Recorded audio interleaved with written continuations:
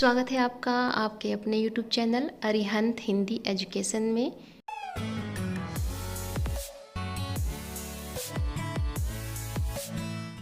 यदि आप मेरे चैनल पे नए हैं तो प्लीज़ मेरे चैनल को सब्सक्राइब करें, लाइक करें, शेयर करें और कमेंट्स भी करें। तो चलिए पढ़ते हैं आज के विषय की ओर। आप लोग कक्षा 12 साहित्यिक हिंदी के अंतर्गत छायावाद के सर्वश्रेष्ठ कवि जयशंकर प्रसाद जी द्वारा रचित कालजयी रचना कामायनी का शीर्षक श्रद्धा मनु पाठ का हिंदी व्याख्या देख रहे हैं। यह तीसरा और अंतिम भाग का वीडियो है। तो चलिए पाठ शुरू करते हैं। कहा आगंतुक ने सस्नेह, अरे तुम इतने हुए अधीर, हार बैठे जीवन का दांव, जीतते मरकर जिसको वीर, तप नहीं केवल जीवन सत्य, करुण यह क्षणिक दीन अवसाद। तो इसके कठिन शब्द के अर्थ देखिए। सस्नेह का अर्थ होगा स्नेह सहित या प्रेम सहित।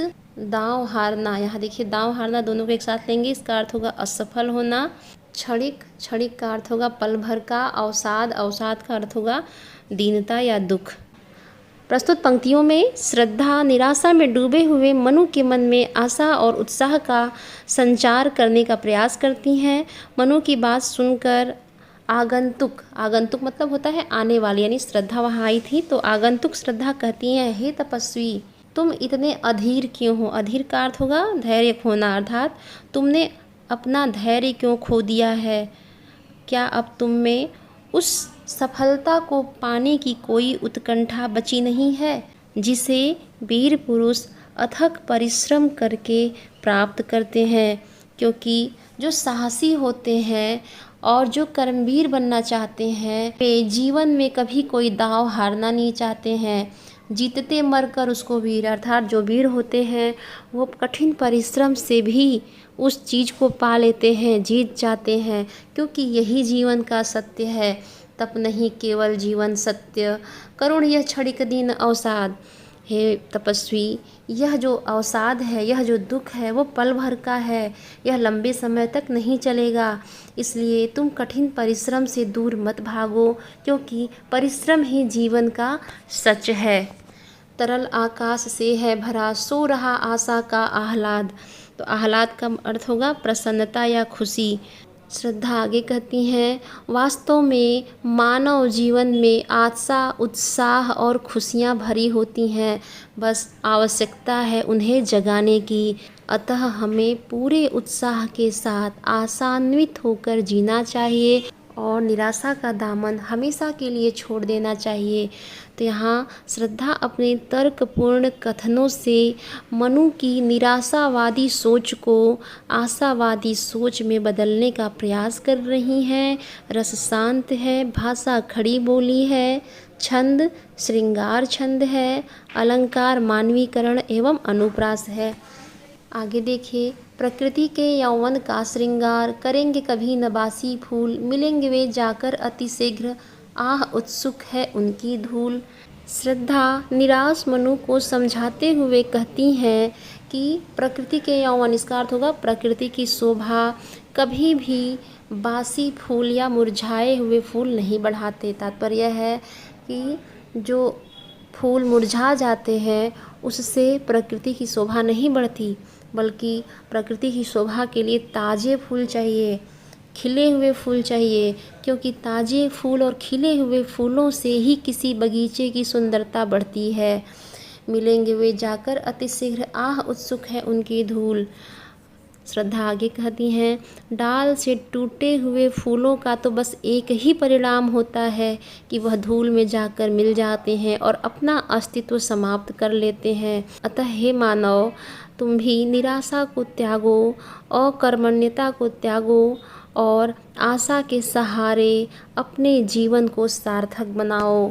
एक तुम यह विस्तृत भूखंड, प्रकृति वैभव से भरा अमंद, कर्म का भोग, भोग का कर्म, यही जड़ का चेतन आनंद। इसके कठिन शब्द के अर्थ देखिए। विस्तृत का अर्थ होगा बड़ा या विशाल, भूखंड, भूखंड का अर्थ होगा धरती का टुकड़ा, वैभव का अर्थ होगा संपन्न या संपदा, अमंद, अमंद का अर्थ होगा प्रयत्नशील, जड़, जड़ का अर्थ होगा जो स्थित हो, चेतन का अर्थ होगा सजीवता। श्रद्धा निराशा से भरे मनु के मन में आशा के दीप जलाना चाहती हैं और कहती हैं कि एक ओर तो तुम बस निराशा और असफलता की ही बातें करते रहते हो और दूसरी ओर यह प्राकृतिक संपदाओं से भरा हुआ विस्तृत भूभाग है। तात्पर्य यह है कि जहाँ वो लोग दोनों लोग हैं वहाँ का जो प्राकृतिक वातावरण है वो बहुत सुंदर है। तो उसी के बारे में श्रद्धा बता रही हैं। जो प्राकृतिक संपदाएं हैं ये बड़ी ही सुंदर हैं, बड़ी ही मन को मोहने वाली हैं, जो हमारे मन को आशाओं से भरकर कर्मवीर बनने का संदेश देता रहता है। अर्थात जो प्राकृतिक संपदाएं हैं ये हमें संदेश दे रहे हैं कि हम उत्साह से भरकर श्रम करें और कर्मवीर बने। तो हे तपस्वी, तुम्हें इस प्रकार निराश होकर जीवन नहीं बिताना चाहिए, बल्कि कठिन परिश्रम करते हुए इस पृथ्वी पर स्थित संसाधनों का उचित रूप से प्रयोग करना चाहिए। अकेले तुम कैसे असहाय यजन कर सकते तुच्छ विचार, तपस्वी आकर्षण से हीन कर सके नहीं आत्मविस्तार। श्रद्धा आगे कहती हैं कि तुम कहते हो कि मैं अकेला हूँ, असहाय हूँ, किंतु सोचो क्या ऐसे व्यक्ति द्वारा किया गया यज्ञ कभी सफल हो सकता है जो अकेला हो और असहाय हो। अर्थात क्या तुम्हारे अकेले यज्ञ करने से तुम्हारे तुच्छ विचार उपज नहीं होंगे। तात्पर्य है कि श्रद्धा मनु को यह समझाना चाहती हैं कि यज्ञ के दौरान पत्नी का होना आवश्यक है। सच तो यह है कि दीनहीन विचारों से अपना विस्तार करना कभी संभव नहीं हो सकता। अतः हे तपस्वी, तुम्हें जीवन से विरत रहकर जीने की इच्छा त्याग देनी चाहिए और जग के कल्याण के लिए कर्मवीर बनकर जीने का संकल्प लेना चाहिए। आगे देखिए, समर्पण लो सेवा का सार, सजल संस्कृति का यह पतवार, आज से यह जीवन उत्सर्ग, इसी पदतल में विकद विकार। सार का अर्थ होगा मूल तत्व, सजल संस्कृति का अर्थ होगा जल युक्त सृष्टि, पतवार का अर्थ होगा नाव खेने वाला डंडा, उत्सर्ग का अर्थ होगा न्योछावर, पदतल में का अर्थ होगा चरणों में, विगत विकार का अर्थ होगा पिछले दोष या जो बीत गए हैं उनके दोष। श्रद्धा मानवता के हित में स्वयं को मनु को सौंप देना चाहती हैं और वह मनु से कहती हैं, समर्पण लो सेवा का सार, अर्थात मैं तुम्हारी सेवा करना चाहती हूँ, इसलिए तुम मुझे स्वीकार कर लो। तुम्हारे द्वारा मेरा समर्पण स्वीकार कर लेने से हम इस सजल संस्कृति यानी इस संपूर्ण जलयुक्त सृष्टि का, जलयुक्त मतलब प्रलय जो आया था, पानी पानी चारों तरफ हुआ था, तो वही श्रद्धा मनु से कह रही हैं कि यदि तुम मुझे स्वीकार कर लेते हो तो हम दोनों मिलकर इस संपूर्ण मानव जाति की सेवा कर सकेंगे। अर्थात इस समस्याओं से ग्रस्त संसार हेतु हम पतवार बनकर लोक कल्याण में सहायक होंगे। तुम्हारे सभी पिछले दोषों को भूलकर मैं आज से अपना जीवन तुम्हें सौंप रही हूँ, इसलिए तुम इस संसार के कल्याण के लिए मुझे अपनी जीवन संगिनी स्वीकार कर लो। मैं जीवन भर तुम्हारा साथ देकर अपने कर्तव्यों का पूरी तरह निर्वाह करूँगी। बनो संस्कृति के मूल रहस्य तुम्ही से फैलेगी, वह बेल विश्व भर सौरभ से भर जाए, सुमन के खेलो सुंदर खेल। श्रद्धा आगे कहती हैं, हे तपस्वी, तुम मुझे अपना लो और सृष्टि को आगे बढ़ाने में सहायक बनो। इस संसार को तुम्हारी बहुत आवश्यकता है, क्योंकि तुम्हारे द्वारा ही वह बेल फैलेगी। अर्थात जब तुम मुझे अपनी जीवन संगिनी बना लोगे तो मैं इसी खुशी इस संसार रूपी बेल को सूखने से बचा लूँगी और तुम्हारे ऐसा करने से विश्व भर सौरभ से भर जाए, सुमन के खेलो सुंदर खेल। श्रद्धा आगे कहती हैं कि जब तुम ऐसा करोगे तो यह सृष्टि सुंदर खेलों को खेलने से संपूर्ण विश्व मानव रूपी सुगंधित फूलों से सुवासित हो जाएगा और प्रकृति खुश होकर झूमने लगेगी।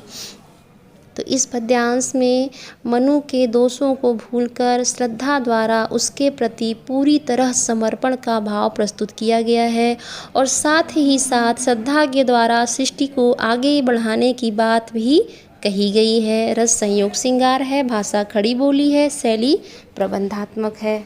आगे देखते हैं। और यह क्या तुम सुनते नहीं, विधाता का मंगल वरदान, शक्तिशाली हो विजयी बनो, विश्व में गूंज रहा जयगान।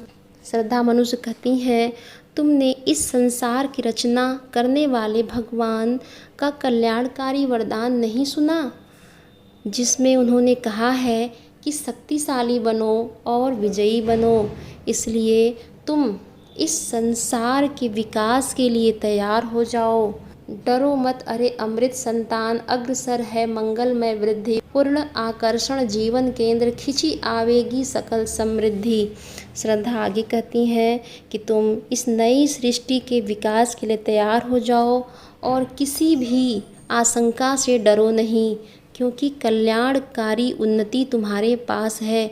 तुम्हारा जीवन आकर्षण से भरा हुआ है, अतः सभी सुख संपन्नता और वैभव स्वयं ही तुम्हारे सम्मुख उपस्थित हो जाएंगे।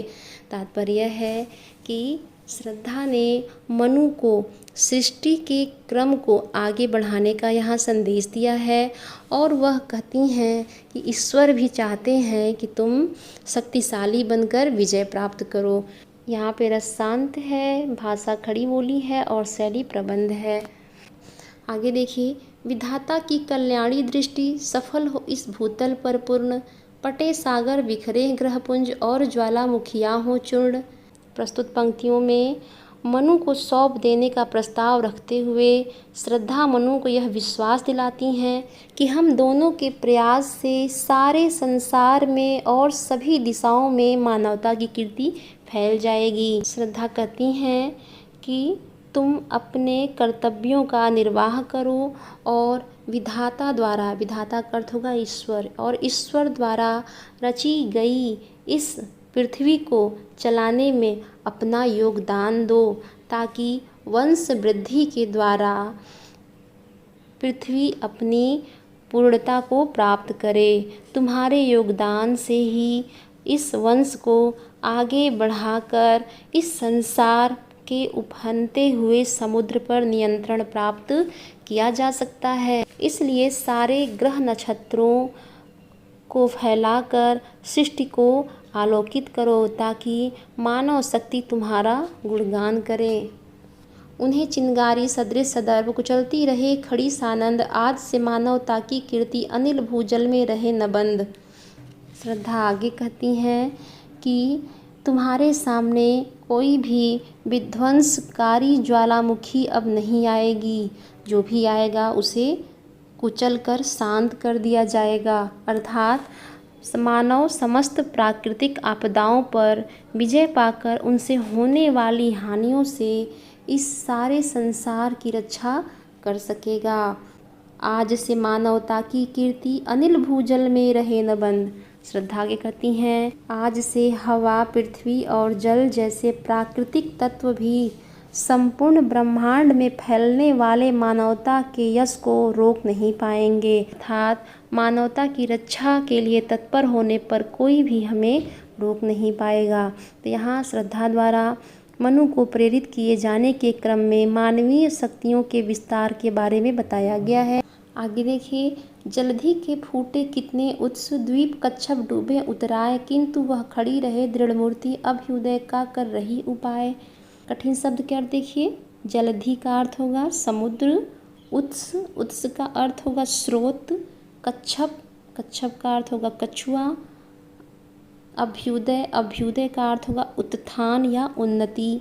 प्रस्तुत पंक्तियों में श्रद्धा मनु को कर्मवीर होकर जीने की सीख दे रही हैं और वह समझाती हुई कहती हैं कि इस भीषण जल प्रलय में समुद्र के बहुत से स्रोत, उत्स मतलब स्रोत, फूट गए थे और चारों तरफ जल ही जल हो गया है, जिससे द्वीप, कछुए और तमाम तरह के जीव जंतु उसमें डूब रहे हैं और बह रहे हैं, किंतु वह खड़ी रहे दृढ़ मूर्ति, अभ्युदय का कर रही उपाय। लेकिन इसके बावजूद मानवता की रक्षा और उत्थान हेतु नया प्रयास जारी है। मानवता के दृढ़ मूर्ति के रूप में हम दोनों यहाँ एक साथ विद्यमान हैं। यहाँ श्रद्धा की बातों का यह अर्थ है कि महाप्रलय के बाद भी मानवता अपने अस्तित्व की रक्षा में विजयी रही है। अतः मनु को स्वयं को निरुपाय न मानकर समस्या के समाधान पर अपना ध्यान केंद्रित करना चाहिए। आगे देखिए, शक्ति के विद्युत कण जो व्यस्त विकल विखरे हो निरुपाय, समन्वय उसका करे समस्त, विजयिनी मानवता हो जाए। विद्युत कण मतलब बिजली के कण। विकल, विकल का अर्थ होगा अस्थिर, बिखरे हैं यानी इधर उधर फैले हुए हैं। निरुपाय का अर्थ होगा बिना उपाय के। समन्वय, समन्वय का अर्थ होगा मिलन। विजयिनी का अर्थ होगा जीत प्राप्त करने वाली। प्रस्तुत पंक्तियों में श्रद्धा ने मनु को मानवता की विजय का उपाय बताया है। श्रद्धा कहती हैं, इस सृष्टि की रचना शक्तिशाली विद्युत कणों से हुई है, किंतु जब ये विद्युत कण अलग अलग होकर भटकते हैं तब ये शक्तिहीन हो जाते हैं, और जब ये मिलते हैं तो इसमें अपार शक्ति होती है। ठीक उसी तरह जब मानव अपनी शक्ति को संचित नहीं करता है, बिखेरता है, तो वह भी शक्तिहीन बना होता है, और जब वह अपनी शक्ति को समन्वित कर लेता है, इकट्ठी कर लेता है, तो वह विश्व को जीत लेता है। यहाँ पे मानव के कल्याण की भावना पर जोर दिया गया है। रस शांत है, भाषा खड़ी बोली है, शैली प्रबंध है और अलंकार दृष्टांत है। तो ये इस पाठ का अंतिम वीडियो था। पाठ पूरा हो गया है और इसके पहले और दूसरे भाग की वीडियो का लिंक इसी के डिस्क्रिप्शन में दिया हुआ है, आप चाहे तो उसे भी देख लें। आज के लिए इतना ही, धन्यवाद।